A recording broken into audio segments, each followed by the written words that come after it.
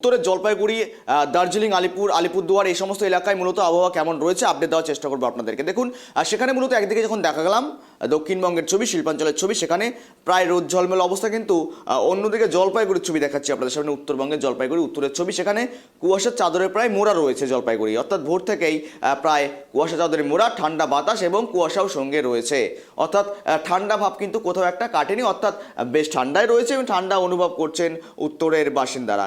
একদিকে যখন দক্ষিণে দেখাচ্ছি আপনাদের সামনে ছবি, যেখানে রোদ ঝলমলে এবং প্রায় 23 ডিগ্রি সেলসিয়াস রয়েছে আবহাওয়া, অন্যদিকে দাঁড়িয়ে থেকে উত্তরের ক্ষেত্রে জলপাইগুড়িতে সেখানে প্রায় বলা যেতে পারে চাদরে মোড়া রয়েছে, কুয়াশার চাদরে মোড়া রয়েছে এবং বেশ ঠান্ডা বাতাস এবং কুয়াশা অনুভব করছে এলাকাবাসীরা, উত্তরবঙ্গের বাসীরা। দেখানোর চেষ্টা করছি জলপাইগুড়ির ছবি। এই সমস্ত বিষয় নিয়ে আমার সহকর্মী জুড়ে রয়েছে গ্রাউন্ড জিরো থেকে শুভশ্রী। একদিকে যখন দেখালাম দক্ষিণের ছবি রোদ ঝলমলে, অন্যদিক থেকে দাঁড়িয়ে থেকে উত্তরের ছবি দেখাচ্ছি তোমার একেবারেই, সেখানে দেখা যাচ্ছে কুয়াশার চাদরে মোড়া, বেশ ঠান্ডাই অনুভব করছেন। বর্তমানে কি ওয়েদারের তরফ থেকে কি আবহাওয়ার সতর্কতা জারি করা হয়েছে বা কি জানানো হয়েছে আলিপুর আবহাওয়ার তরফ থেকে? কিন্তু প্রায় শেষের দিকে, কাজেই অল্প অল্প গরম ভাব কিন্তু রয়েছে, কিন্তু আজকে সকাল থেকেই জলপাইগুড়ির বেশ কিছু এলাকায় কিন্তু কুয়াশার চাদরে মোড়া ছিল। এখন কিন্তু এই মুহূর্তে তাপমাত্রা রয়েছে 19 ডিগ্রি সেলসিয়াস, কিন্তু সর্বোচ্চ তাপমাত্রা থাকতে পারে 31 ডিগ্রি সেলসিয়াস এবং সর্বনিম্ন থাকতে পারে 14 ডিগ্রি সেলসিয়াস, এমনটাই কিন্তু আবহাওয়া দপ্তর সূত্রে জানা গিয়েছে। এছাড়াও তোমাকে জানাবো যে আজ কিন্তু বৃষ্টির পূর্বাভাসও রয়েছে উত্তরবঙ্গের 4 জেলায় এবং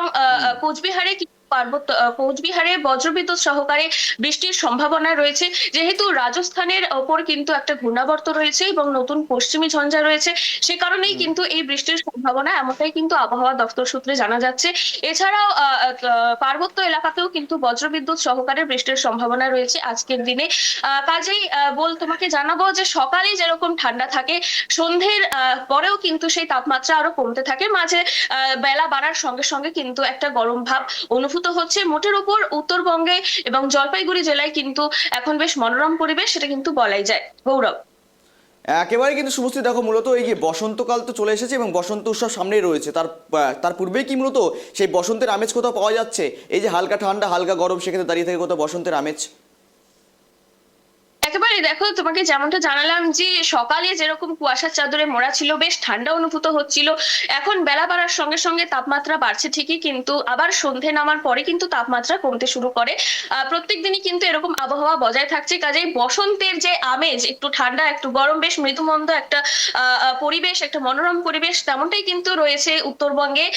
এবং পাশাপাশি যেহেতু রাজস্থানের ওপরে একটা ঘূর্ণাবর্ত রয়েছে এবং নতুন পশ্চিমী ঝঞ্ঝা রয়েছে, কারণে বৃষ্টি হওয়ার যেমনটা সম্ভাবনা রয়েছে, সেই বৃষ্টি যদি হয় তাহলে তাপমাত্রা আরো কমে যাবে এবং জলপাইগুড়ি, দার্জিলিং, কোচবিহার, আলিপুরদুয়ার এই সমস্ত জেলাগুলিতেও কিন্তু বৃষ্টির সম্ভাবনা রয়েছে এবং পার্বত্য অঞ্চলে তুষারপাতেরও একটা সম্ভাবনা রয়েছে, যেমনটা সিকিমে।